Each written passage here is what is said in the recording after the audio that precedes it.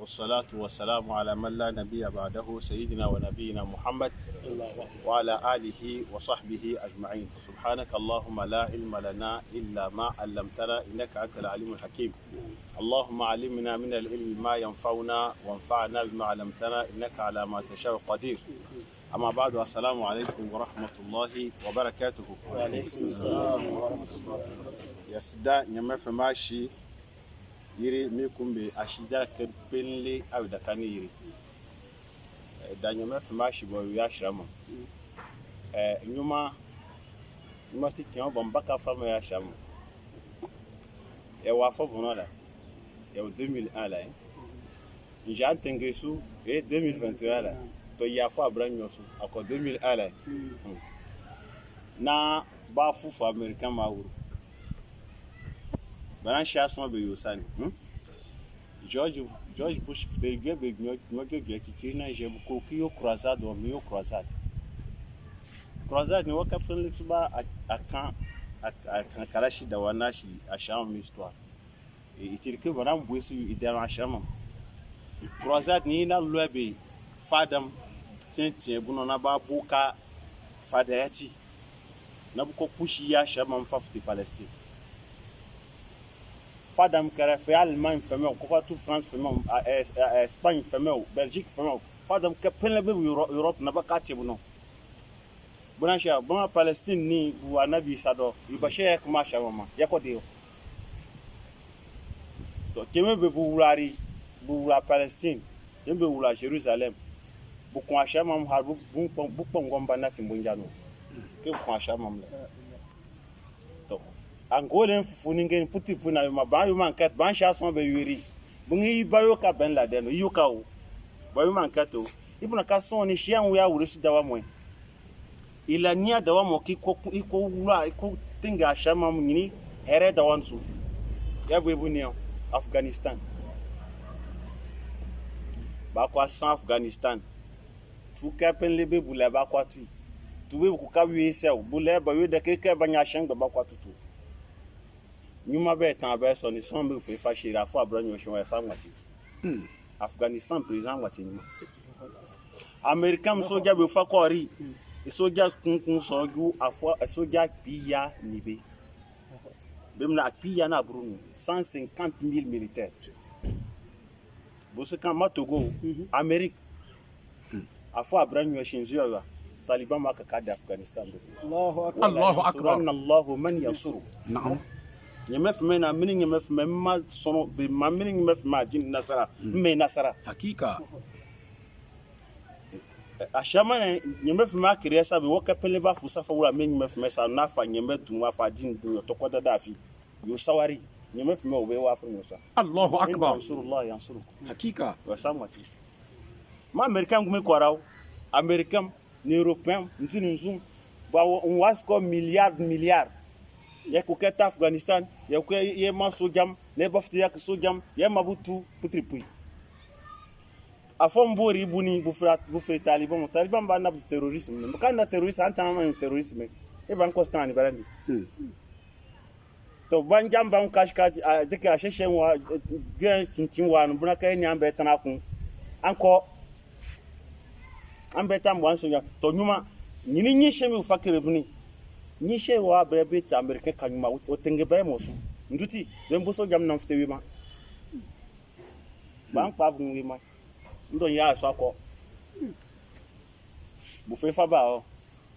e di ba direct yo bon la meti to man ko kan tenga shama ne kesu ni shi so tebe o fa nyime ma fa dumo ni so bo fa dunya fa dumo wo ba ma mienti bu fe ba fa shi woni jinwa ye ba fe ngo fa shi no ya so akọ to ko Belgique 2013 Mursi nyema shege bu an election be ma ko election an be monti fa menem bara baba ne wallahi de kana utashi nodi ba meme ya tini I ka ke president hali kun peleke tenke ba la kin fa ba ka wula fin tenke ba la kin bu so afo kun tiki na ba shi ambassador yo mo saware de bu ka ba ka me fun ni fanga subhanallah ye bu ko fa bu de general sisi ni afata sisi mbe o ben so ke bu akokun ina shi ifitiche senga bu form bu formation america sanga we bi formation we bu na pe bu ni banango la pa shi de groupe be usban ni tengu ko obama yini même kapele be ko no fa no bu woro fa ba na ba fa ka ginze no ikara wuru ingo kashin so sabi tina bu yakiri ngo la ba do ya shirida kare ni ba ni jman tebe to busu ba fonction kare bu na usban ba tara mursi ita so mi mo ko fa ngore ngmatiwa ina miemba mu yibu miemba mu fala mana faula sano wa da ka kanyuma ngmatiya Allahu akbar. Fuma ngora asuma to e gard ko membe bu de ke bu gard présidentiel na bu ka tanje de bu na président tanje ka son fumi sa ko maka irawu e nga kan jan amba tanje kan chambi an cham femen cham mofo to son an ke yan tu fashi man kura ka buji son kun pele ke ngona ko che nyime fumeke aya ko na batara Matima na battere ani how about prison Erdogan ite nem bro islamisme be botantere no ati pia bo skola bu chapui butinzuru nzo beremle Erdogan bu mbakande election be so fabare e ande election be fay mo bare kana butumba ife bara competition bon que ska que chez na son ye kai wa no amefun coup d'état be kun kembe kun ya suru e vacances e bu mie kan be wonza fie o do shi ambo ka so jama ade nyen awi da ba zunzu so be so jambe woni yiri bas kan jore na ba kwa fa bula aerodrome kan aeroport camp tibe fangolo ya su bu ina bu ya su nga president fani ke president ke mie ka ba ko leta akunu mie fo score ina su bisan ke fani she ye ko capital no ne ko toy sanga membe kemi ko tumba fama ka kembe kamba piran fam go fangati o nje tumba fama ka yani woro yengoni wo alherni sherni yake wonu niti nyeme fama unla anwa hore mba so no na ma journaliste babarabe o meke african présence nzu suya inga sabi so wombera so jama de kakare bara ni journaliste ni beken ja ko member pesa mi sunzo bara amai ba chef kegna Erdogan sha bunga be fa mi en fawula so jam sa ni islamism ma Erdogan bete ay ba wutie Allahu akbar. e bete portable so ni ti portable nte ba fa chez musée non ambisa iga de kanka ala portable na la polina ton ko kam furu vidéo so non fâché écran sur na dunya mien ba ko ngula chez président ke jogo ni portable comptini ye mais tant la télé ko Erdogan to ko ngwa Erdogan na man fango len so ba capter so ba mba to aeroport to ki be yoni yo na so kana fta wura hingema ye ko we ko so jamu nange fatu fajiri akumerenya Wallahi. on ngwa ta kwa ya kino be ni ba no ba de bien yitu ko bien bla bien ha man niti me sawari ni yadin Ami ami. me sawari ni yadin buta kai tolibamo butini sunu manja tolibam ta mene pam babu ko baji ni ne bambaka ni ba fa Togo ni Benin ni Ghana ni Burkina Faso buso anan juma Afghanistan bambaka iba shebu subani mana fita kire kuru mama Amerika ma ba o mianu ni buda kore ka fo abranyole e ma je mena kuru me ya la so jamnya ya so jam fite ni mi mbambe koin miem bam ni beka kifa tu ni ambra ko na ke miem ya ben mef me sawar ni ashama ya to ko suratul maida no la ye nyuma yesu aya abram gwanani ngwana su to nyamef me na auzu billahi minash shaitanir rajim inga ma ala rasuli illa al balag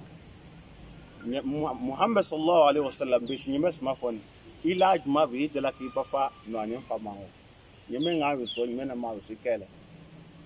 nti ma po Muhammad kashe de ki kebeti halal ni ma yiri halala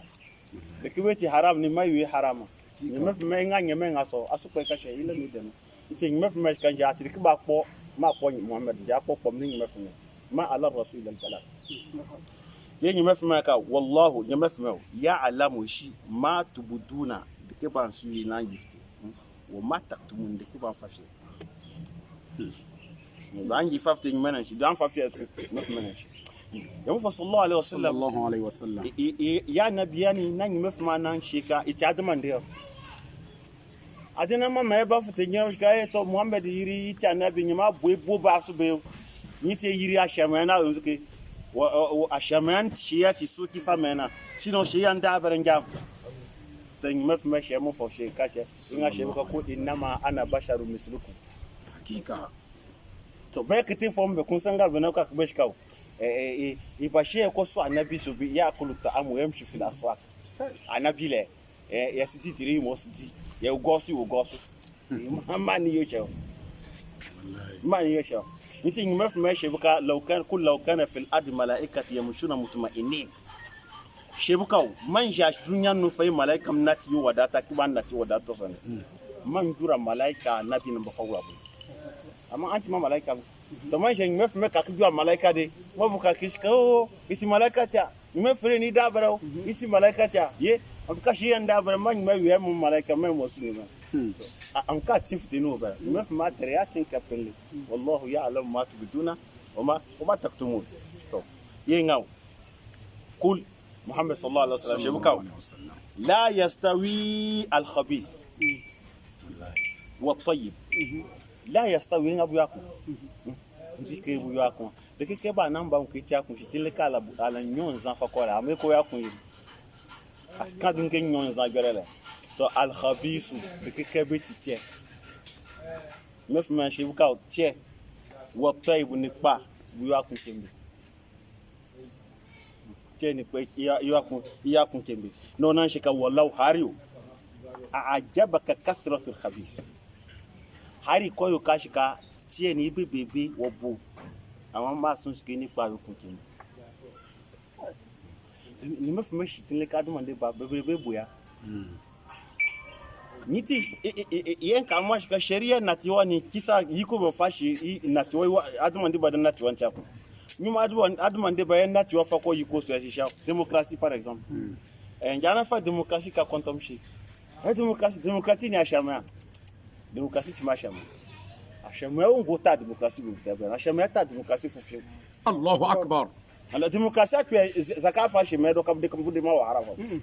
gomnati de ni ko je hakika be bu yima menenye bo kana fo ko ne belandria kan usu na bu yo ba yo lisafi mam ama démocratie ko ma ka alaji on wana fa yan yiso na pe percentage yan fa yan fa ma wa harafa bu da dole démocratie o be ko ayo nyini ko yan démocratie wa be yo nyini to démocratie ni ashama ka pa ke sha de ke be enya ni aya yan zan wasu ba so démocratie na beberebe be bunan sumuni bu da ni chaji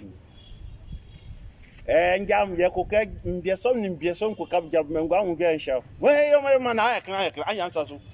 buna ko nyonza na no membe buni ko yo buna mere buru e membe buni ko ma buna mere nyo iyo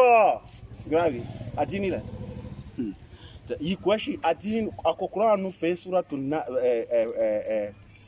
fatiha na ko faju harin nas kama nwa kan nyama kan shi beberebe saka mun menan ka bebe ga kabo ولكن اكثرهم لا يعلمون ولكن لا يشكرون على تو سنغا بنيونا سكان كامبتي جوادي قليلا ما تذكرون قليلا ما سنغا بنيونا وقليلا ما هم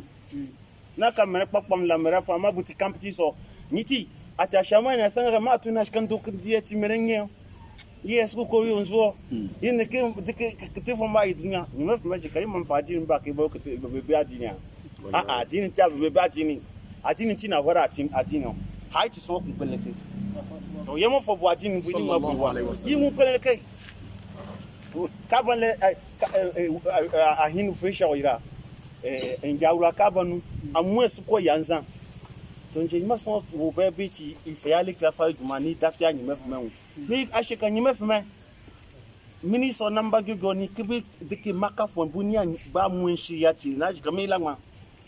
ana la bo wasuyo muhammad dalaka ma alika al balad o dalaka washibu bokan mini ya niti iti so ha mi ma bebe po bebe ino anyenu njiko ikete itie iya je kan ko katie ye jamana ni ko katie to ha kwanti competition tie ma so supansu ha buti competition me ka kisu me ka man so subure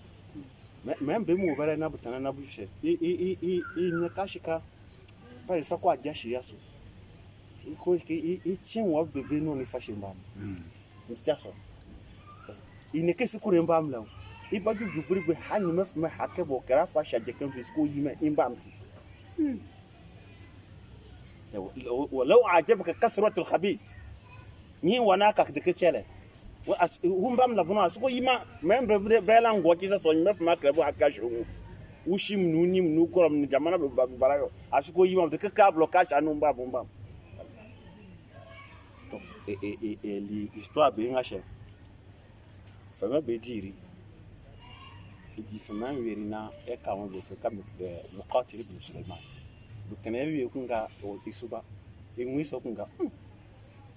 on se passa que ya chama iski iwazi yibe iwaski mu ka mun kungari so su bali passa que chama ki bagi kan yu gwara mun su mo ni maskutin su ni maskuti e ba mun fa me ya ki ti diri nu ke oi nto ka to ma me buebu na encontrer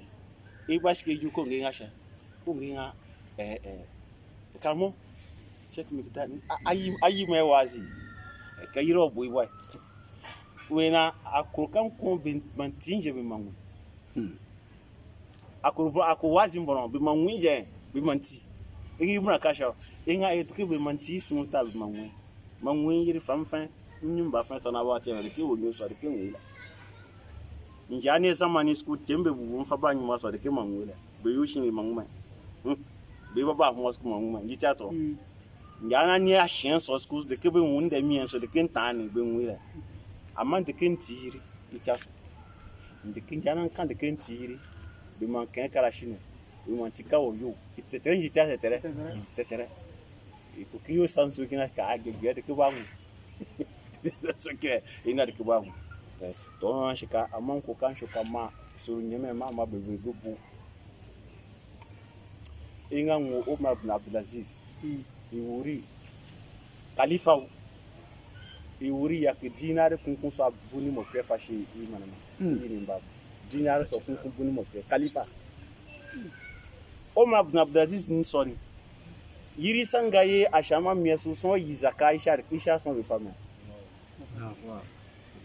ibn kama jana fait de bubusu ma so miti milliardaire o ma son ka wi monti wo be shi me grebe wallahi to kisa bu wo na mi mbab ko nya we nya ba hakika contraire o wengu fiu inga nyoma ibn Abdulaziz ni inga ngoki iwuri khalifa iwuri o yakwa jira yakede so pour dinar bu mo pe memba dona mangu Hisham ko Hisham skuri ye nko yakede dinar kun so ya api Abraham pe ni bi fami imba ma inga nyini wo ma pale mu awuru mbo tatabu ba ma ben mef ma di su tembe manati mien fa na mangu nyini Hisham be yakumene iden wan so nyes ka milliard fami imba mi na mangu ki wawati de su sisi challa jalal amangi ben mef ma di su mangu ka bu su ko le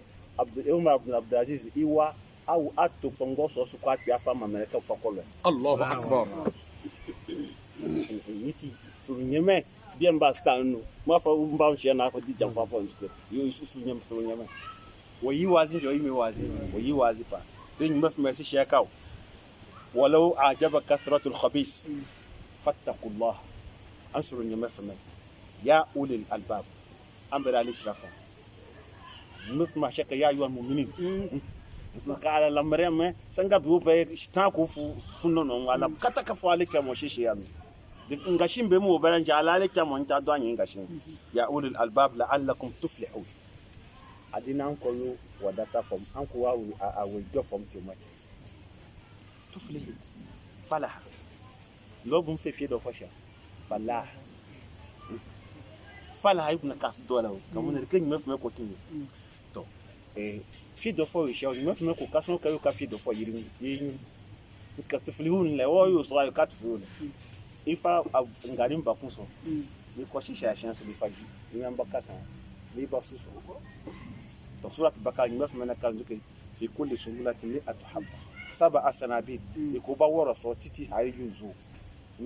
woro wan kun kas ko ako nya bakadike nin kem ba kun ko so hariya ko yanzo le mba kun to inje ashin mo minti le ye ni ashin de ye si yo la ko fa cha ashin ni ko mo be tara so yin je bakan kan yi mafi madari yin mo bi yin mo ni yake nyame fuma ka an yoni an yoni ma bebrebe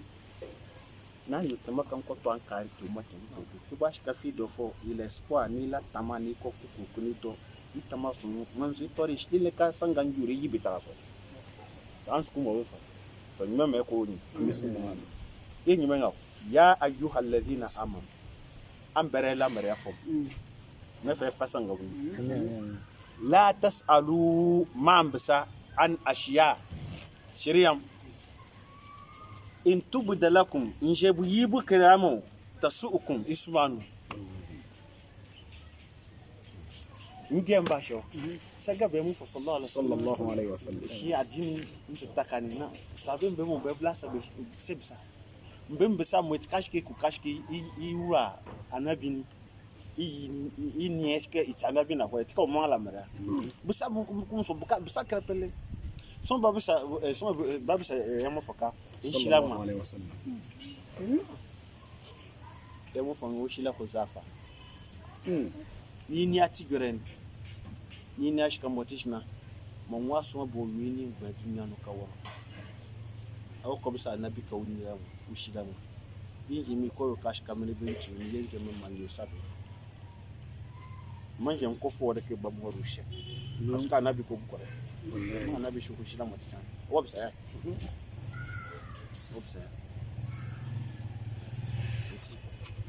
nin masabe ngo ni mef magi gafa me afashi ekerpele ekela mera fon kashe jana bisa be yo na fa dun yan fa ko yo na fa ke ni yo na fa ni yo membe biti bisa na ma bisa be cash card ke ufika challenge afa yo kamon challenge et puis son betan de ke kamon yo ska bunga membe wo fika sabu kaf asabu kaf ni buna yo la cha kamo ashid kan dumala to ji han shi kan duma can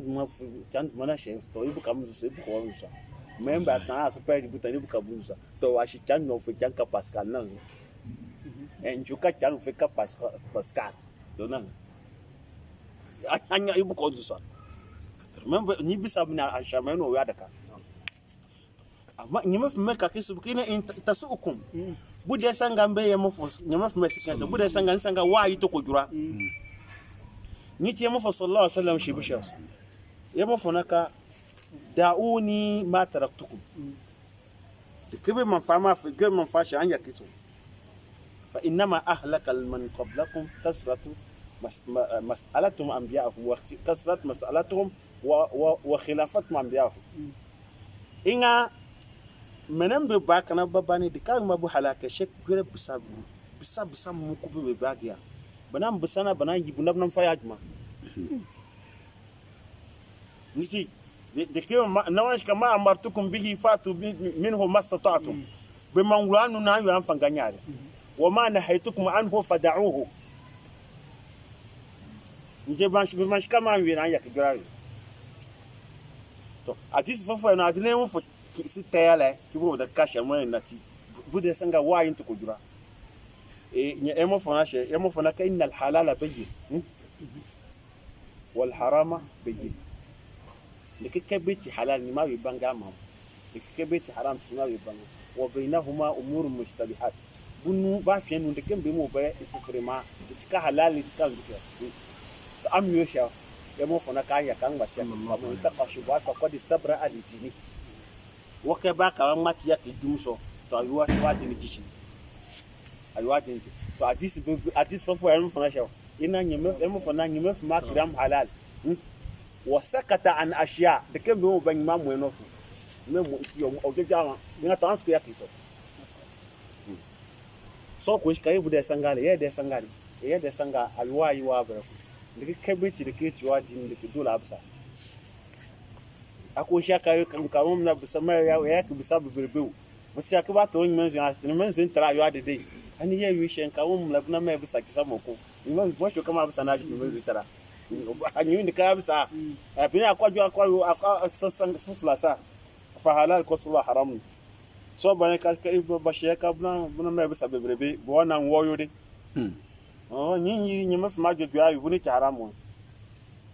buna je ke ahina motisna to sanga asangato agata asangato na kabna me bisa ba kama mashi kama bisa bebe wannan kwa yo yode ai chaso wa ya kwabi wa ba ku so yin mafi man yawo wa in tasalu anha in shi kawai kan bisa an bisa ribu su bekun hina yunazzalu alquran sanga be qur'ana wo jurasu ni in tubda lakum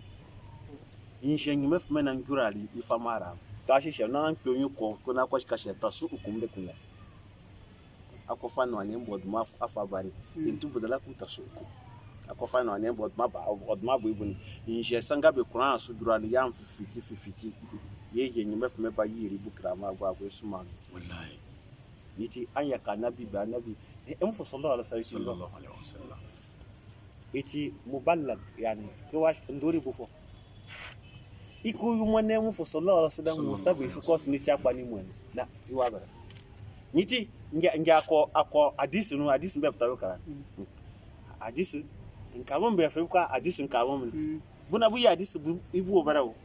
ton kawon be wuti fikis kudi fikin kawon busku na bu ya hadisi bu ibu oba ya hadisi kuni so kan ku yibu ide kara nyaari to ama bambaka sudi to bunga hadisi de ka penle be mo fo be gwa kokwa iwe kokwa imweno yake o shage par exemple hadis dongu be tawi man ka qala rasulullah nin yake shi mun fashiwa to be o ban kana ra'aytu nabiyya sallallahu alaihi wasallam kam fa jojo man ngam mu fakisi so mu ka hadis e mu ka din to sambe mu be e mu fo o jojo ma wo me ami mu ka din e ya fe kotom shila bono e de kebe ya fe ka al-i'tizal laka bono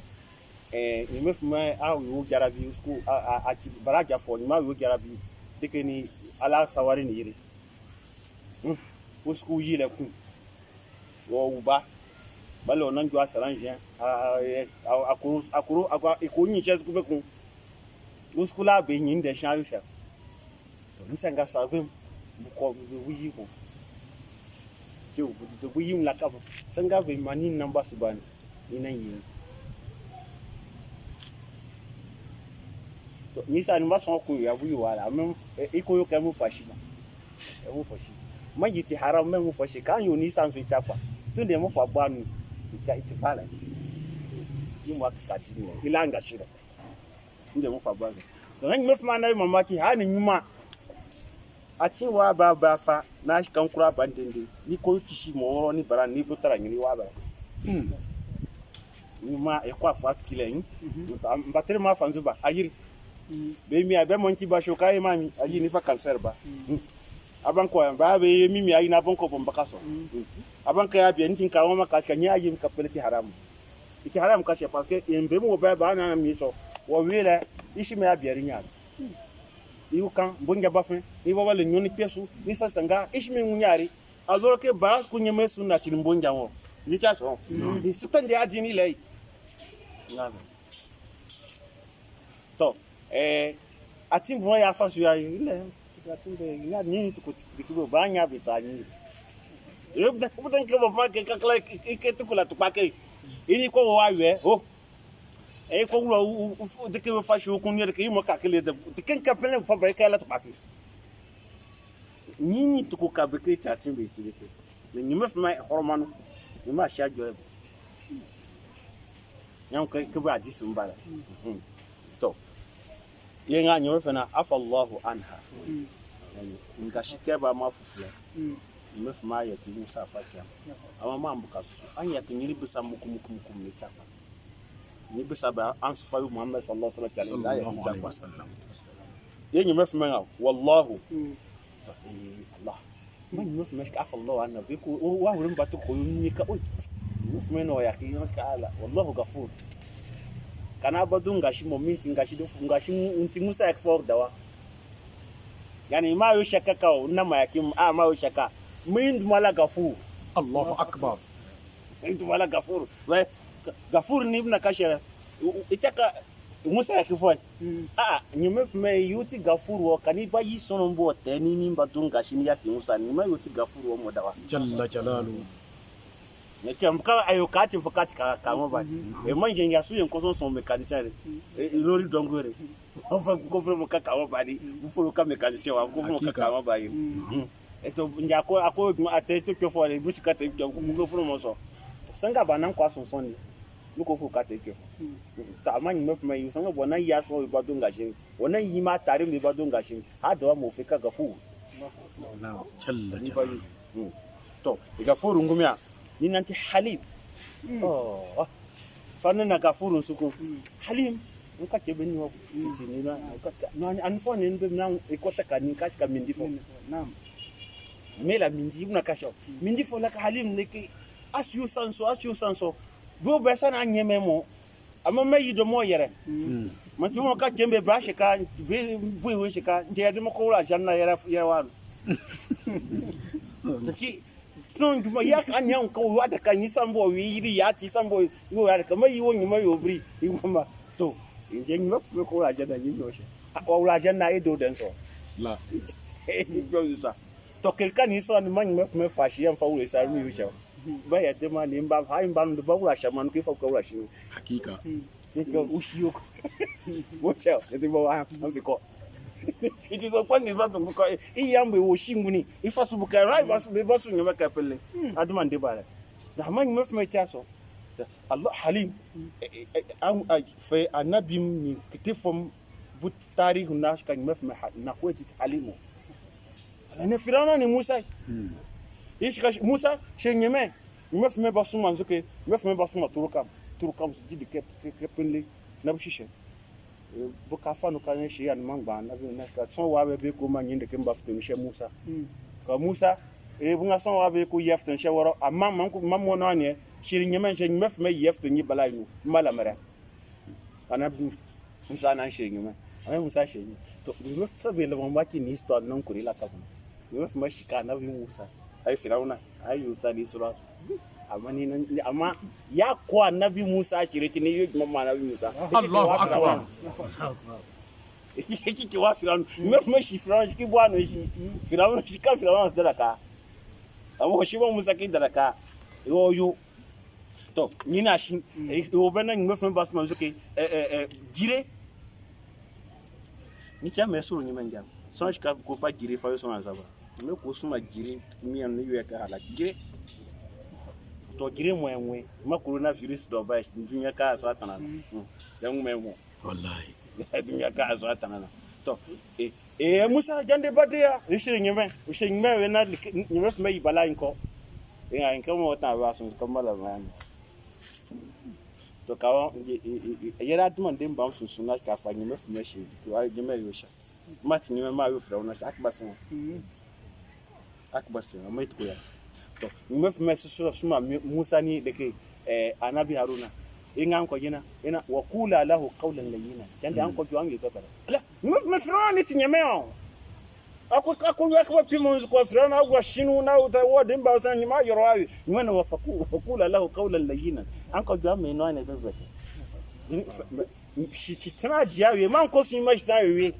ko kise ye dongu dawa yo fo ye dongu juma be wi la so be shi tana awi ya wore akwa de kinka beka ndo uni shi amba tana shi ka jana ma juma la usuna ka to ka mun jan ko wala do ma sambu ma yo adon subhanallah ya wa shi ai mu fa sallallahu alaihi wasallam shi be ni ma fe ka sho na sam fe ka psychologie en psychologie aduma de ba susu ni ngwan sheria tuntun no to pa be oba to pa kun mo ma ba ni to pa kun bi to e la kata ni no ya kun kwele to pa kun na ye mo fo koki men kana ye ba nya ni shi de mo fo yira ame kle de mo fana sha ena ke yasiru wala tu'assiru wallahi wo fana yo su ki fa ma mene ma yo shi yankin ibna kasha ibna kamiti wazi ufa bufasa kamo shiansha msikanya ka pala iko so ama himo itima haram unshika ko ni unshika ndani nkufa kinke mama bu aho yadika yasiru wala tu'assiru to nuna shi ka bashiru wala tunafiru amma mai no ne 50-50 ma no ne be ka fon biboro ibuna ka mo mo ko tom shi lati nyama wura men ka fere nyama nko ko si o dawan shi ka wallahi njam fere nyama e hondo ati nyo bare an fere nyama nyama no ke ba fere nyama wallahi awwal ma yuhasabu alayhi yawm al-qiyamati عبد اليوم الصلاه كبي يجو كما كان كبي مفمد من فبسيا الى نمفرو نجو نمفرنا ودي والله دم كبو كان مفمن مفم ايكته تو بيو بين سوميا اجيتي اسكوفتانو تاكا وني كن ينا تاتسو بنا نمفرنا نيوزي بو كان مفم كون تو ان كوبتي مفري yes bo la ka bring me ko wiso nan mfm ya ka himbo kan nkake koko ni no nyeme friends ko nkako kana ko sa ka nyeme fme na woke ba fra nyeme awula shinu nyeme yo angweti so ka fra nyeme wula shinu nyeme yoro nyeme yoso angba sko an subu akore donc de atin non wo mini ben su don sa no to nyeme na emo for tum for share emo for na suba ma fucking thing bo sha su mo ya nyeme fme ga for rahim nje akofa jojo na nfefen info na nfefen kai abon kimina dudubri bash kimi twiti ti conference commotion yakoshinu to nja aso nyime ka koko ajana yiri to nyime ka ko akoko ngafte shinu yire ngita so to ikibi shi antira ka ngo be boys ma be kinga she inga sono yela lafia atekifo amana sono ba shika sono ubere sono afia fa wa dawre ani kuki isman saki nya diketo sono bakanja kibeti ni gwen isinya lafia iwan fie e woda to paki baba fa ko tutu mutuntu sura ayi ba so na kawo tutu fa ba bisi gwen yo isto ingo so touches no ti je no shi I member o bayi no gonka mutish na yi ni to pa nya yi nke we pe yi mai ni shi to paki to no na shishe no na shika to ko fa de kibla okofa de kiba faba ya awaso awa fataka sushi jiwe no yo karambe mo ba no fa wana fataka suso e fe garashi o wa shin suso sigima no gonzo su nanzo su no acho que a motish que eu encosto mambe isso que eu tenho isso mas era e dá o não por casa tá não e nisso o caso tá não olha tinha mo benza foi lá o ibna caixa e mala me ali né o ninhação be kuma som be ku e don gra o nyala fia be to bakar ma de que to paka shere ali kila to paka butea to nyime fme shesu to ye nyime ngao ye benga wallahu ghafurun halim to qad nahwarasu sa'alaha qaumun manan be ma wa bisa ni bisa mbeso min qablikum kanan be basu bisa ni bisa summa bisan da shin asbahu biha kafirin sanga be mef me bayo bayan ba ngana bananta to na ba ka kitifo to ye mo qur'an mo ko tom shim sune bani israila ba kun sona wu ama kwa jwa na bi we she ran na an gba tukwa na bibi kwa jwa what's ya we ko kashi son we fun ni me mesu ka bani israila bu mama la man de ke fe ka gebio be mama la man de ke be wo bu no so de ke ba nwin so na bula mere ala iya kuma ya na bitima no na shi kasho inna allaha ya'murukum an tazbahu baqara yemen an ko kun na ni nan ku ala so be ko shi ka mo ye ni me ko shi ka shi ka mo shi ku so na mo we bu mala mere buti kan yi me bu ba so bi mo be so ni ma so adisim ni kem dum ba tashi so amma dole maka gongon gina fama tun yu ban baka nyunu ni ide chere ya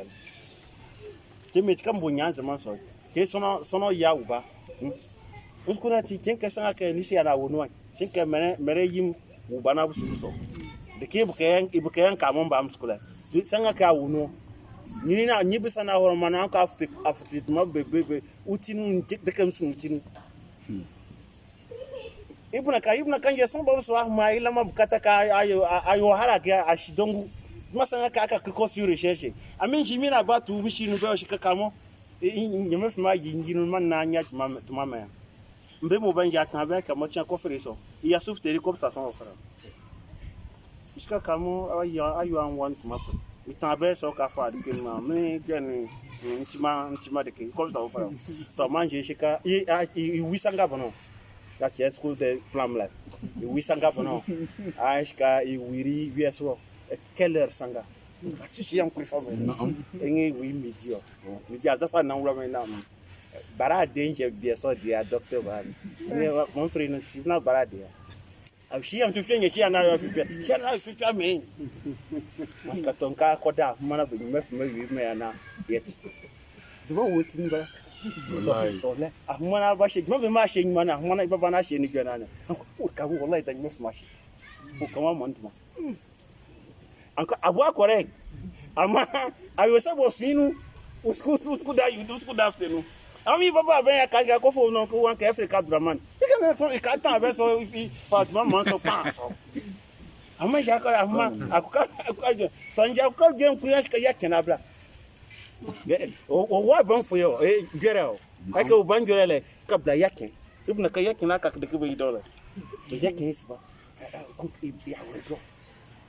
bani Israel mbioti mimera basu mbemo ikusa be papondi be kwa sachifuki to nyeme fume na anko kunani kiwe butire ma nyeme ko shika shebuka mo shakunya awa ga mabma na hore na bana msakao ye nani ke ko tara kun mo be ma ma shika nani kashele nani kenje nani bet kutishin nani she mena ko kunani wat nyinyo she e gbe she ko she kan na ma nani bo kya ga ma be tinamba ya fiya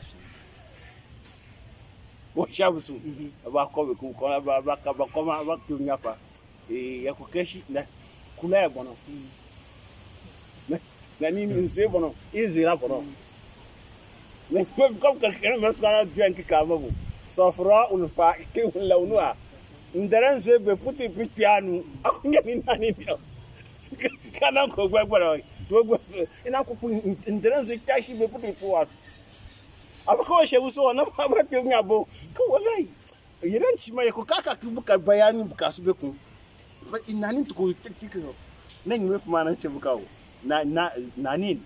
iyo ajma alors que busanga nani ka ajma nani wo kwanzi idofie nyuso iyo ajma yo be dingbeso rabuna wura buru ahinge ba na bukuni ma o hala ebuya nani derezi e tabe mo na kun nan den za gwa ko ti ani jem ka tukuni atukuni akara won bo so sa ba to kunzu nani be ko ngwi ko se ayika be de nani yo wa kana mi ke ba school nani isko anya ti mi fati wa wa kan to ran to la bon ina ko kun mumani na ngo shikanu an yo manka de ki poto na ngo shikanu ai ba yin ka to la yep ko yo to e sanga be mi tiki de gbe be mi fa ba ni de ke ba kwa tani mo ti so ti mo ba ka mo identi so ti fa mo ni te mi fa na ka na yo abisa nyin be na ma yo bayana mo to bumbe na ba cha to yenga ma ja'ala Allah yamefume su kwanza mafofa rasulullah yamefume afayuma min bahirati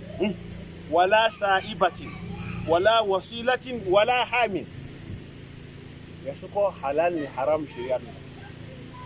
mi ayan kikisu mo yabo ni garan bo yamefume ayan kikisu yabo halal ni haram garan yamefume su ku kishaka an bera ta man din ba mu an ci a tari kubin ta man an ta nya tari mu kai bakkan insha Allah girma be fana na nya tari musu min yi mafi mai mama wala qad karramna bani adam wa hamalnahum fil barri wal bahri wa razaqnahum min at-tayyibat wa faddalnahum ala kathirin mimman khalaqna tafdila mena min yu'asa amma ni ginan be man yansu ni nyina te man kan ba fa mu fadina nyime gina be dunya an bai mutu kuti ni men no ni nan fa iduma de ke bu ya duma ndem ba mbe ma kele ya ko kwa nzesu esko kun jara ya ulan nzesu de ke pele yara ubara niti yela kata ke bulan nyeme ya tisu ya ti nyeme de nyeme fmena ma ja'ala Allah min bahirati norbum bu yola nke yola haram be mbe mon ti be ma buja so sa nyeme mon ti be haram ba wala jannam bu fe ka bahira buna nyoma no na u ba kun so bara noma bara harin na nusu ro kwa u bi so fika bahira an kana motish na ayin nyoma na kweti okaka mu ndela buti me you act mabe new best na tinis di ariba wu le kebe ko wla ni u fie ni esiti nkiti ba fde mu fama so no wo membara na oye bi so bahira wala saibatin sku nyoma be obe you can ko tu gribe no ba ko tu habu kabna to motish na aya kileji yi mu awo po eti re aya kiji bra ki ya ki woni obe si di ya putir pi wakaka mu ndara koko saibatin inde be obe ni tanje kanje so yori ifa hin ajanna ni nyoma fa ba amon takini kunyo ni nyoma na kimi no so ni siti ni ngokuru ya no do me putir wakaka haram le ni ari ba wuri puti mi wala wasila wasila buna ka atin ko kuna atin buna be yuti be moti nyoma ma ni nyoma be so na wo bare no wo baram ni je bara na wo ba har an kam na ni nyoma be so na ko ba ni da sho so ni mo eti ni mo akweti le ibuti me to wala ha nyoma brasu beskule iskwa uba inje ubara ni ubieso ubara ni ubieso ila ke kan ko dubure be yimu akwenti ni dman ka pele nyoma bras dman la be mo ntak bi afa so butimi ni walakin alladhina kafaru yimafmana mena yumeso mamrin yimafmak be ni ya mama ولكن عماو الذين كفروا من كتفوا من يفترون على الله الكذبة بسوط بيب كورة نفسون يمثل مكان يمايو يعني ما نمنيش ميسا ما منتي بيوتي ماشي من حلال يكبياشي آية نابان حرمت عليكم الميتات والدم ولحم الخنزير وما أحل لغير الله هي آية قوي مثل ما يابو الكويت حرام أن كان بحيرات وسيلات حامل لكم نحن عندكم ما because kare to injin me fuma man benga bu yo me benga bu dime we na alama tin karo nyini mo ninde kani nye so anu ntime wo bra shama anu ka ninde kani ti haram fa man wo wa bere me na alama tin karo ni hara nabi me fuma shi ya ayuha nabi lima tuharrimu ma halallahu laka tabtagi mabtata azwajik Muhammad sallallahu alaihi wasallam ibasha asiwe de kebe mengi mafme man wi halala fa ma su haram fa moti adina fa su wi afas amu yimu ke afas su yimu to emo fola ngi mafme su ya ba jo son frère iwa bare asema la ma tin ka hinti haram ni mafme mi de kula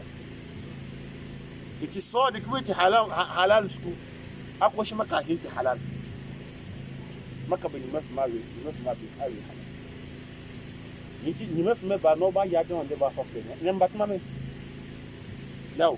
ako fa be yina fa yo ba ke ba yimi furu meni timo ne ja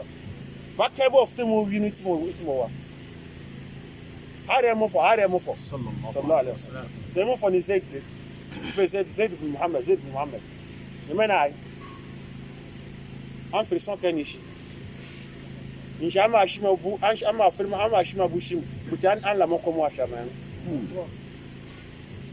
domin ni shanti bible ti shaw e ti bible laka iti mo wai ni me fme skashka ba bia so na ba ju balagawe de kan be mo o yi party be mo wada fifi mo umbe baba mbe mo di sanu party be wada ka kinsu mo so to skwa kwa fa ba be wa ba ju anga wi adopte o okakuwa stand break isu mbabram lebu dika aloketi haramu mani timo putri pui de ke binji cha shamana de kwesa ngoni yiruni wa shamana ma weso afa bi wana afa yodo to ikawombe sakashka injana abuka so ti dole ka fi waka abo sono be ngambuke maka mom fandu ma fa me kamiti shikana buka ko buke de ke mo ka ko akobuke ma fa makati ma kike wa be ba mu ko wi halal li haram maka min nyamba fi me ko mi aduma de balayi ko fi to yin shi aduma de ba wi ridi in shi min shi ye wiya kabna ni me we kandanza ni yirin nu zan ya ngwa kal zati haram ni don zati ba ati wo shake ni so wo kitikan zan ti ma haram mo to ko fe ma ti ko pa ti kete fo ti kete fe ko koda ka mo ti kete fo ta fi to ama benin nu ka shika nu ka ingona ku meche ku vya ku mo ku so sasanti ama ntunguni na mbaya ki ida sheria wengu yenye mafumana kaw wa aktharuhum la yaqilun Allah mena kete fo mi bube berebe kama ka bebe mbasi kan jala bube la malikira busikanyi aya ni masunsu mu fo de sanga hay kisa de sanga de kete fo mu la bube la malikira ali kia fo la bon iba sun ka aduma de ba sun dunya ti ahwe wa subhanallah masho ni be wallahi jam fati ahwe wa ko aduma de ba ni menga shido to wa yiti ba fashi de ki ba fashi dunya san kan da tikan igore ni me fume namba sko ki kan aduma de ba mu shikere tike fo manno to mashka nature kan ke budi ki o fe kan ke naturel catastrophe naturelle catastrophe naturelle te ba bien so ana me fo be mo kai mama so catastrophe ben me fume chien ba bu no yara wurun kapele la mere fo ko shaka catastrophe nature skuti nyama ni di mane ni yara wuru la wada kaka tu bana ka dunga shen me fume kien so hakika iya ta be me fume ba fa ni tu pa kana ba ahinu fe kan zuka yiri coronavirus nje coronavirus mbo ba berani mi na nwa mi feme premier ministre president bo so akani bo ni metna iwo abere yesu tungo ndio nja man kwanshi nja mto ibasha market kan shike do menga sha metu e to bana nyime feme de sano tunde tupakana afa ma kutu anja na nguruma su la politicien ngwa shi from ambati sha ngwa kurwa halan shi from be bo shi da wana ma tuso ma fa ka du kushapu France mbuyo la bu docteur bambaka boka if aspirin ge ba yema yatwa ba yatu amma da wayi tika ba nabiya docteur shi yan wati sha shi to ba yatu anshman nime kisha ma ba usad bambaka wo barana fashi la mere fo yiri wo da kaka su gna kan maf ma tuba nima kiyesu ya usa nima fa ti kiyesu ya ama ko tama ina ni san ka saka ben maf ma nawe ni fa kiya duma dem ba musu na bu futan sha kasha catastrophe naturelle ya yu ha nature mo ka ki mo abaka ki tengo anyameo nature mo ko yeshka na catastrophe naturelle wisha ibuna ka mia nkama 100% ejo kote pa putri problem wa bere nature yo ma de amejo kombe on ba ama asum bia som so jabu mem ko sgo agwa dashin snati ye me fama ahia kuran ka wo butu na anabi lutu menem butu tie ye me fama che malaika kan ma shan so ango nan kimiti ba ya kan baram ko to fam bia ton fada to nambe ba de nan ko an fa fie mom na bu gwa agwa illa duma tashim na bunan ko su yo campagne dunya no su ba ngomnati ndo ambe mo so na an fawura ka shinu ama fawura ka shinu bu kama ni muso ni mef ma coronavirus ba woni ba ke ya demande ba ke pa ni metu gara mef fa ni pa ko mef ba ke ka ni yela ma ya fam yashka inje hay ko ka demande ba sawo ni mef ma demande ba yo virus na ay ko ka be ko ka be tan wisha ka fie wani ye o virus na ye nga ma virus na ye me ma wi ni sana atu mande banga shiduti adini fakira atu mande banga deke ahin ifa kinyeshi a shema mbaram France buna man ka tanyurusu ye ko kesu wanyu wa ama coronavirus ababa akoto mo nyurusu buna mayo una ka fatura milbla mbaka na ni ko tapa mukana kukambara mkaena tena ansinye bunyuma awa shi wannan bi buruma barani bieso nanko mukawe kuno ya uya munye mama pote puchakpa da shema mbakashi kisa asademo abudeme na baka kanomka fanyi fatu kashi so akate kashi ni akwa kanomka beku aka kashi ni aka anomka lanzo ye haya awurum fa men fa lo men fa ya wudikanu na busu ko ashama msakin zaga bura biyarin je buften je ni mabuna san je taka nonu kaya ba ka an mutu sale ina da duwan ga mashama mdana su ba wallahi ni mafma jini na sha ni mafma na kan yu bebre har be monti ba pe ba jini su ha ba kuro li yuzhirahu ala dini kulli walau kari al mushrikun ashamani ya so bo fa tambu ashamashi ya tuma fa ujuma ha ba shaka ta ashama amma buba malama ka nyimbe nyime fa gbedo itia amma ewura ma ashamani ya fa ujuma ina yo kanda dunya nyime fa ma ka wa idha qila lahu to njabana shi bukaw ta'alu amla ila ma anzala Allah fakwa da kibin nyime fa ma gbedo su fakwa cicitimnu wa ila rasuli ni nyama fi mas mafo no anemnu qalu ankabna hasbuna ma wajadna alayhi abana wa shesu ni no nentiche aya fo fara be ubashka ba natabi ma wajadna aba natabi yasusu afani buna sha buna hasbuna buna ka bayara ba tuike shi wa shesu so maka dinu ya tini bana ni mena wani na makashi ni ye tu so ura so ni ma ko ma so akochi so kan do yura na de to ni chika mbatu nshikitu ni ura na shesu aka so ba ali telefone mo chando an so ni da je an ni man what the first water can is stand ayen kene man shi bitina fa ye tu eshim ka bu mo fata e mo teso wanti ni je to ben amafa kwa jindi ka bunga she hasbuna ma wajadna alayhi aba ana wa shesu a cimbe batu ke shi mi fusu wa shesu yin yawa fa sheka awalau kana aba'uhu la ya'lamuna shay'an wallahi ai koyo kan shi tanga bonyi su bishafu an to su so ko kan shi langa shi bishi bate anabiya babu da ita kuma fa babu da so ayuwa karan gunguni babu da har ajin miti so da wa karayu tikere kana ba shi ka karamu da barendo mace arabna abin ya tan fo ne ka son ba ko weni iyo kanin zokono la lobu ya ti wa na ko atin zoko kana ba ka bo ti karamu ko kwa wi marakano ako ya fo bebe na ta ko be na au be na au asu karamu maka ba wi kana twin bor ka ba beni ka kan yo ko nan ba ja fa ni fa yi wazi bo kana tungo ndio ama nyima fima ba yo dunya soki ha nyima ba bi de kebe ba kashi mu akwa bi tama ku ba kashi su toki akofa wo portable ni ami mi so adisi no bana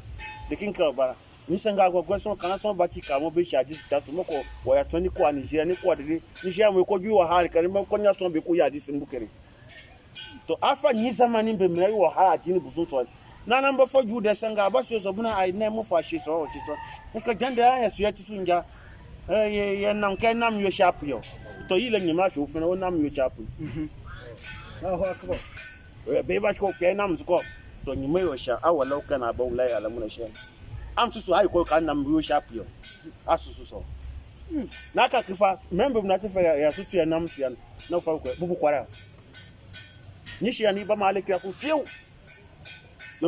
adaman de ba ya shamam fadam yahudiya eka kamila malamara ka kafti so kuna adama to yana adama yu wa za jini so yana adama yu nyimdo anatu nam so to injana fu nam de to meko wa hinan ya ti ku ba ti na so akon ka so kun be bo wa yakina de ya wa ba fa so na do wa katin so be mo ya katin injana suna de sa ki ya hamda me ka yengu ena adama bo ya shi ko ya puti isinyimo so ke ko sunyi ga grawi yana pale nti ni gwanti kwara so be ko mana ho ya ni ko ba dika nam da yiwa alhamdulillah akona yiwa to me buko nkushi ni unani mole de she imole de na to me su buko ne kone unam be tiki ni ka ko na yiwa ti tauhid fo ni sunye mafema ni tanyime no anejuma Allahu akbar ni gwanti kwara to yenye mafema na la ya abu shayam wala yahtadun ba ya kuna ashiya shishesu ibuna ka no anyayo ababudo la bale kiranu yo bio fa no wallahi nyame fuma sma fo koko aso bo shikara o nyame ibado aban bo wani nyame nga ya ayuha alladhina amanu amba la merefo alaykum anfusakum ansa santi konkuruma asanti konkuruma buna kasho me fuma ko kishi la merefo mka ma sun ska so san kyan ba be kiti fo mba wi dunya yo agara ke kiti fo mu bare la merefo mu bare isu ama kibo ni ke kari tikashke tingondi so ke kukinya jama bebe yesu fere busku tu fere an stab chiffre busku tien one on for miss ita so an tien one na ko fa e ko kefa me ye buke ko e kunzoke ndem fa ko aji busku tien one do ko fa so sabo fere ko ta nzanu be so ke we da so to inati so tinjinam ko da so ni mana alaikum anfusakum an sa santi kunkuruma ibn ka busa yi wani ba fa busa mam anti kunkuruma da sayon fa ni busa amma ni aya ni wakere ka mai dawa ku kaka mai ya mo fo naka an su bla bane an su firi mene ba ji no an su dawa haram ba mu da ke fe ka sho an ba ka duma ndi ba ba ka ka anya bara ya duniya sans que soit en information si ya zaka kun la ka wa hawan muttaba aduma ndi ba be ke ska ka bu ke ka ka bu ngoku wa so ke su ngoku wa so be mo si jana wara nyo so la inje ramba un kashka ajeke yiriti mele kibla wa malun muqfira ajeke so ka ajeke alaman wa biti mo bere le studio so ni la nyi wa ira na yetko haya no ko kun ni nya taka ni ba yo do ni no ni so ta dure relation ba fi da relation ni groupe ni groupe ba tunyam yo fana ja ba on kadman de bas ko sallallahu ni sange mo fana ka boti konkuruma do mi sanga baba on ka so ba siyo sawari ni ati ni itikash ka so bo kwa fa de ke shin ni desanu so bo akufa afashimone fa buso dosanu kibi yaroni sanga baba jini for your house of dunya ye ko so da ni wa ma yo ta jini go zawa bi nje au ma obra we so kan yo kashapa nita so de ke ba o no tin de wona meta jini de wa to me we ta ma jini na bishna na mabusu na so kan ka ba wo ni sheria nguni sen so wo obra kan o na sara kra yi wa we penle ami gbagba nla bono wotana itikamo eso tafsir to Buhari meri ba me ministre buna dunya ba fa nyeme diwe ba fa ka wo skuma me ministre to be uta ka mo na wa fa ministre mama bu yak bie fa shira ndie bu yak fa shira bu fa puti prashima kana ba ko ba ndeke ka bu yozu mama ya mo fa na jana mba sama ni baba so ni sanga mba bari yiri to so ke kweti man me mu sanga to عليكم أنفسكم لا يضركم من ضل سنو بوكتي من ضل كتي فلا لا يضركم يكو من ترى ibuna ke joko ni nyame fme famishi ya niko fa panti sutuma iko fa swamti mwake la yadrukum dalla idha tadaitu njambare buta shishe sun kinken so mambo ite dema ma miti sidna bakar radiyallahu hadith bin sidna bakar cin jamanu no to kai inda mo kola merefo ni aya no da kanti buke kinke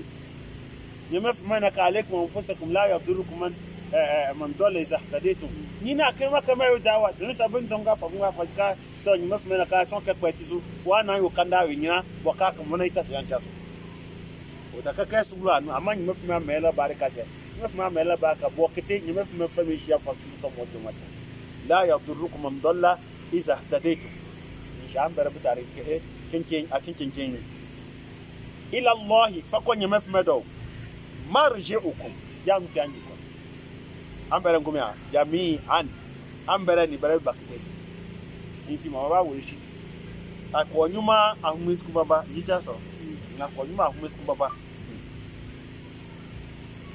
fayuna biukum bima kuntum ta'maluna na nyima fuma na ma labari bima kuntum ta'maluna fafuti de ke ba nyu dunya no na yesu nyima fuma yi ba ma labari ni sabai aduma de batso ya nwi dunya no fa so ko yo sa so no nyi ba nwu so bi ba kama yo manji wa ba na nguma wala wa batari nu ka she ka nabi isa un ka so sa so na nabi isa ke na kama yo ma anabi isa na nyimba bukara kira ka ko wonwe ile no kati kama ni ya ayu alladhina amanu ambala la maryafum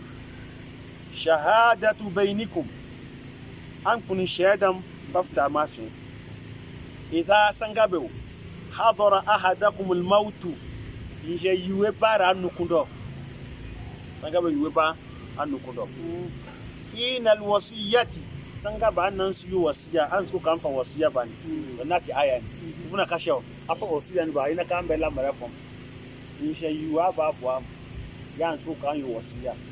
to shahada an fa shahada an ko shahada ithnani am kumenanyo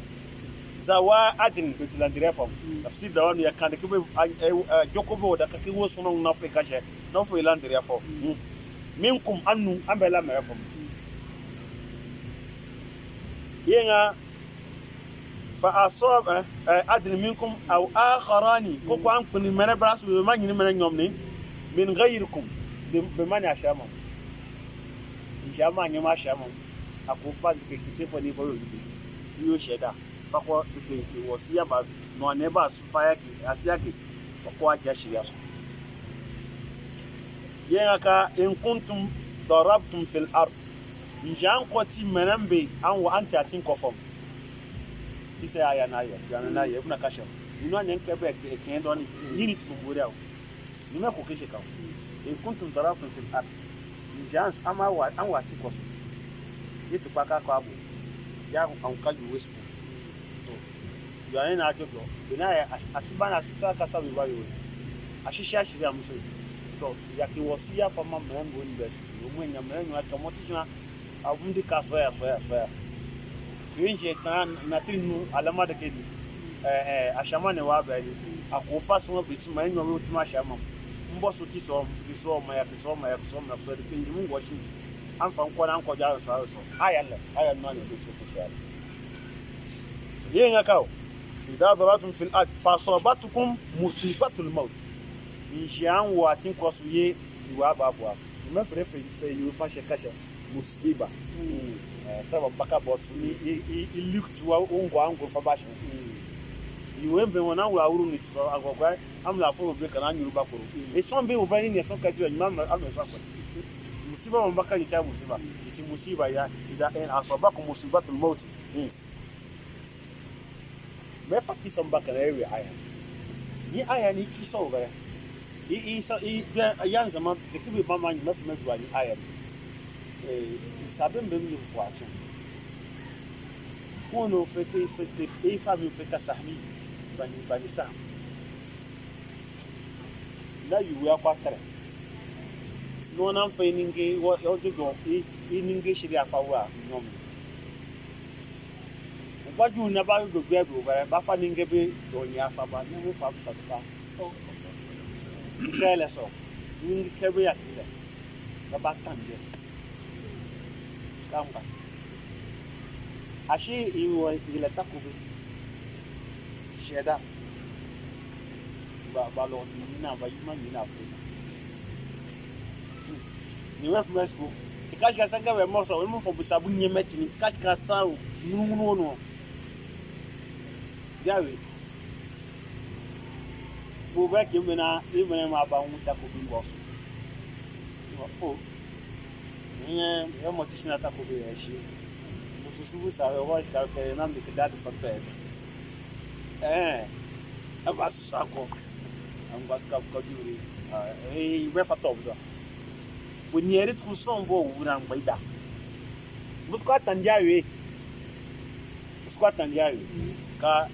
bala afa apu ya bo yari usha to yin yume kuma na ma tinka manem be kisa na busi ka bus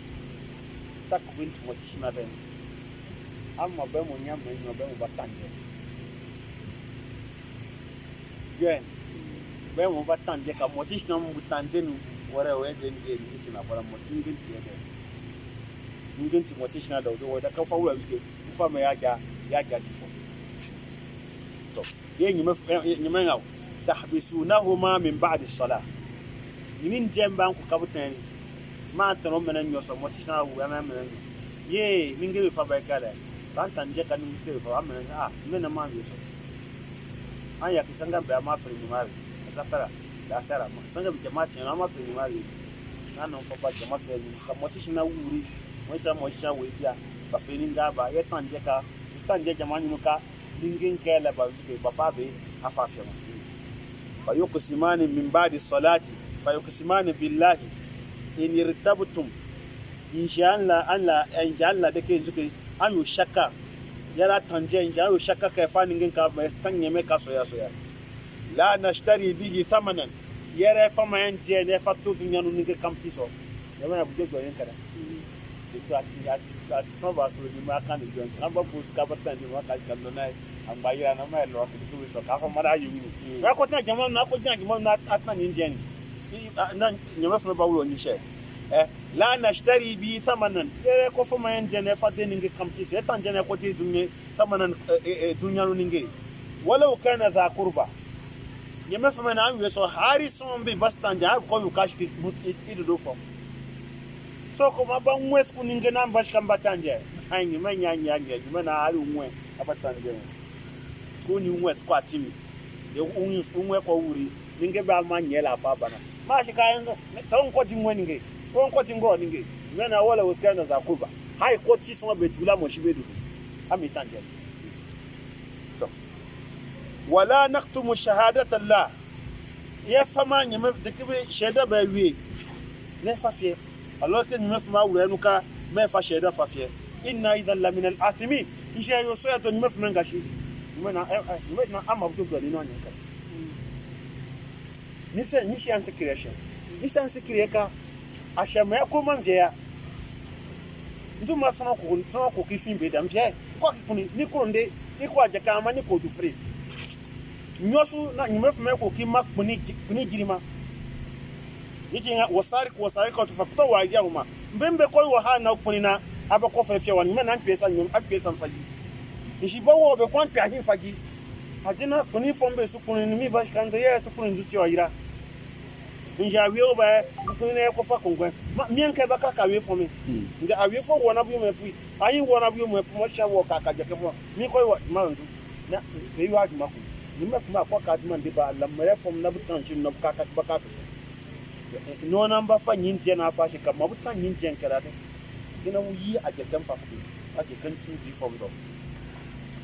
da bayo bu da nawe ci son da law yinje ki ba yum dan so je fa ba fi kashi ni fatanin kan ka ba kwa da ti yana ga an je ta tin so bin la mena we fiu la mena ko lu ke battery ni ba abta patab na battery su be tin bem da la mera ko aso ci u agba ku su la to makalam so la mera ko ni ko mjam so ko ni me fo ni Muhammad sallallahu alaihi wasallam na tan yin jen ka Allah ka shi kawo na mera yin ka ko ni ya fa pati ya ko nya wala ma la mera ko yin mana fa in inshaw usira ala annahuma inji ba fiteri babari ka ni mera nyoni istahaqqa ithman da mo bu ta mera pam ba dungashi ba wodike ba yusabe aje kanu fa akharani an kun menenyo menen be banyaje ba yininge fofo che kabudali an kun buskuna bu fa menenyo ba yakumani maqamahuma namba mo bagnya de kwa him nya kikirini min alladhina istahaqqa alaihim alawliyan nam bagna fa an yibu fa de menen be ninge na uta ka fa mawuni bun to ta ko binda nan o shika ta ko bin timoti na de ka bunu ya yiba bere nu yang yimen na busku batanja yin mana fa yuqsimani billahi na busku nan tanje la shahadatuna nabnan shkai yada shahadan besna bani ahqqu min shahadati wallahi yada shahadan besna bestani itina wata anjam da wa ma atadaina ya bo atara mani shambe tu itaka ya subota na ti jamfa ya swa ka ti jamfa inna idhal lamina zalimin ji ko ke ti so ya ti jamfa di fo nan ka nyot fon ka batan je ni no ni me do do wa fu ki fo de na bu ningen be ka to na ningen ne yo shere ningen a ko nyot fo de la ba fu ki fo de de man domin achama fa balance a fa shin ya ti ko ana pe iti justice depuis bambaka kaide bambaka e principe bambaka sha achama ka albayinatu ala manidaa sono kebo ba no ba ka ninge so yo motishina sa no chinde rashi kan ka ko pul prebula amma sono be san ninge we sa no ni yiri tanje kala motishina aliyamin ala mani da amma sono be ngani ngen ti da ni buteni yiri yasha kan tanje men da ji gira gira e bisa me ka ko pul prebula ibra ka sha pa a shere international min wa shin so san ba after the kibe abakiya sha a sha me ska ko kun de kibe ke ko wa sha bla amma so be wa shan su yiri ya bisa me ka ya nya shan sha kana aba fa fa bana ka ya ko afọ abra san san you was who you share wa shan wo ko kun de kibe ke ka shan tu de fa bla amma ko shi ma so bi wata shin wata ulada na ba shi ka yiri ya su sangam be mo be ko ko kam matis na fa tondwa na bunan shekao matis ye goro sanga be ko tora sheni wa wura menu wonu ko jore le yija so mi ma ni gbe mo bere so ya fa shato so do imi ate su ko afọ buru na afọ abranyo ni baba after ni maka ko yo to ashe yo to ya shan ama sheka se mo shan to ka shin kele yan ko fa so gamba no da yi ayi ka she inga motis na ya chan duka ka shan nto ya to apengoro to ku kwa tun shiwa ye shika motis na to ajena to nto ka nje to ya to kar inga ai mo kunde wa kamo am kala anterior shirian to ye na salam ka shi luam do ka fa she ne ya to man ma woni lebna yi wora ba wa awurun ne ko ka lu so ka to ko puni wa fo fo na ba fa ma him tu ya mai so fo es ba fteri di nka win man ka so ka inwe ba bali but so ke ba so shi kan wayo ta shi mo na menwa ai ba kan shi kan ta shi mo tu menwa ko na tuma so asha ma pe tu na fa shi kala kare inga ka la shahadat wa ma atadna inna idhal la min adh-dhalimin yengi mafuma shi shekao be ko bisa kao ndu complication ya mna mfuma standard shi ya maisha yengi mafuma yibo nimenga dhalika iyo sono istesi yotwa adina anyatu bi shahadati nini yiti de kebe kwati dodo yiti de kebe la fanga adina mebi dona wa shahada inji shiki tanje son ko batan son na wala mbafte son tanje de na afula ipo mebu mo kwa kwara ni wefu na dhalika adna ayatu nini ti de kebe ti dodo yiti de kebe la fanga ni fima mene fashi batanje fashi ba shahada ala wajhiha tibo da fafi na kwarasi la kuran yin nuna wasu aw ya khafu kuko hari ba na busuru kuko busuru kawo an turadda aymanun ba'da aymanihi busuru ka nyuma na huma gan ba futeri ya enje tamba tanke ko kamba yana timiyan nusha ka kam kai mutum bai tanje shi ka kira ya ko fara futai wati shana buji bi de ko ba tanja yi buda na be bu kwara to nje ba sura nya mai busuru girin an ka ba fana kwara ba hadi de kisun ka bukana kwara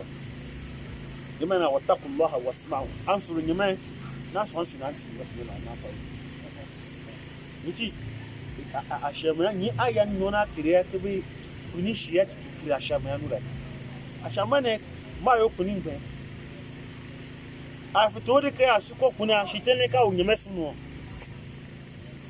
tele ka wonye mesu so en ka shi be nga shenga sono e ko ka kara mo bia na kembe no ba no shi ka mo ka kamo mon ka mes ji wata bu su ri ke sunya ngi man ko ka ma ti na mo ko ji wata ka ma shi kan ga shi wa langa shabu ko isuko o pemwa we ati isuko no kwa ju de ke we not na ye we no ran ka anuma bida ila la fi ozon jaka nan mo kumbe ila mo anuma kumbe o ba to branko ba to jire we no bas fama ila mo kumbe da ba itna so kun nyanu mam ni bula maresta ande la mara ita dole keke kokuli njanu mam ye be da isku kwa bula mo ko ndu ke kamri yo ka ni nyime fme ba fa ma fu mo na bunyenka Allahu akbar. lo pinya ba kama mkala lawa akwe to so sina ati ge wisba aworo wala bankawe ku fa ka so ibajura naka wo pinya ba ta ka wona nza muni na ka kwa ba inga kamona de kun kore su kono makwa nwunye shi anso atinu ni fampe nyu ba na kamwa shi ka numa munyo ni wora so su kayo anu matu pa ki koni ni ba shi aru na ma anu mo me kokun de gina bu anu mo tinwai ni kokun ba na be jadi ba shi wa ko wa fu mo wa fa gina ka wa ngba ma mo kokun na ba shi afoma anu mo me kokun de roll na ide gina brini she wannan mu bi da tupaki ni o bana ko se ba tina ko ka afafa ni fa yoro kuma yangi kanyi to ai kamon ko ran mom be kon ko ba dire ba ni kanyi ti domi sangam be mu bare nyeme feme I watu mandem bam dem jarabi ni fan nambe ama mo mon tipe yemo sallallahu alaihi wasallam isa be ka pende ben be sidna bakare ka bu je buke yula sabu biyo kan kan sidna bakare yoto sangumo hari badi khalifa ma na kam ashama ma te na mie ka yesu sanga tinke en wora yesu do sanga kare me fa de ku fa shi do afko ko kun du dala ba ko ni me de ke ka salaire la nduko fa nduko fa shi ya no ma kun kan le ka fa shi na ni nyoma ni da abu si no no ba ku me ni nga ila salaire numa yere be wage ani be mo ba wu na dangbani no ma bulori numa ma bu ngbe be ka ko wa o ama mati gbe mi gbe mbon wo mo wallahi so ama mbe mu be jabu be na bu den wa na ka ko to ngu mo to nu ni ka ki ko yi haya uru ni me mbam ko kara yi jabu ni den wa na njuma bi wa nguro do no bi wa nguro ni ba men ni ka ba ni ka ko sin jama wa su ka ma tu man de ba ni me me ka ki ando ye ni me me ka o ala wajha aw yakhafu an turadda aymanun ba'da aymanihim wattaqullaha asru ni me wasma'u nanti ni me no ane wallahu ni me la yahdi alqawma alfasiqin yishishe ma fasiqus kan bana tu man de ba ka fi alika fatul kashka nyeme fme ti agemfa menya huremba a huremba mbe nyeme fme na nyem kashkal hero su isukuru kika kan kan nyeme fma buka ama yasu nyeme yakmo nyeme ke umon nje kitema sunu nyatimba unsona sunu nyeme fma ama nje juku kepele ba wuru iko juku sawa bebe ti tseko to akaska sanga nyeme na yo amu ama yi mola tubanji wa bra abata ke me awu tubanji me fme ni wa huremba su ni ukal heri uso asuku ni anka nyeme fma buka to amma ka fasiki ni ibna kasha fasiki na kan nyeme fma na wo mun ta kodede achichi anka ngata kodede ko na mi ko fobo fmo baba na ko mba nka ti pre wa huremba su akukaba ni ti kete fon ka dongbe na te be obere ye mo nti no ye ko batan ni ni mo ti chance ti son pa ameti kete fon ni chef ya nfo kamo change go wallahi sanga be mo ba ye shi ma dum ande bata ma nyeme fma nyeme sha huremba su jukun be mo be nyeme fme ka ko me so ko tan mini so number ya shamane ni ndukala feka ko kuriale mini de kemna giso dire que je sois musulman et de bonne foi il ne cache que pour ils sont au bois tara ama njashki sakpa kristo sakpa je keke amenye me fme nya huremba su il ne cache que il a bois tara jini ma sus kan me fme shima ko me fme nya atman dimba ma a huremba ni joko ni hata shamani yi wo nguni ni mewa yake mata nimefuma shima artist miyamo fanga al kibriya uridai nimefuma naka kuri itikash kantan la man faula man nazanihi qadaftuhu fi an-nar wala ubali wakaba kinni mini ufo fagishinu nan shaka ma ku nimekila kason ko Kika. nimefuma kila ko fo artist miyamo kason kabe ko pour campus on miskala zarati wa hore masaula mashallah nti buri ko ciya ingo sabe hari sai biba shi yayi mu faka ya rasulullah ya kare ko ka yan so ke ko kiwa tanne tashi ni wa ko tashi ni tashi si ana yo aurusaki ne mo fashi kala manyi ti buri corona al kibru batru haq buri koro ila ka kiti amuna wa so nakiti o kan suna nan kiyeme ne muti shi buri corona amma so ninge wura so bena ko ninge wura titashi inna allah tayyib la yakmul la tayyib nimefuma titashi ni ko rikube ko tashi ya bani adama khuzuz zinatakum inda kulli masjid njana ko mishirin anti conference anti conference ko mishafa ni bana ko an ko mishirin ni mo freme ka kuri koro ila kasmo kuru kana hoela so nanan ne ka yana so na bo ata kan fa ni bian fa mi first bedo so nimefuma share وصلى اللهم وسلم وبارك على نبينا محمد وعلى اله وصحبه اجمعين واخر دعوانا الحمد لله رب العالمين.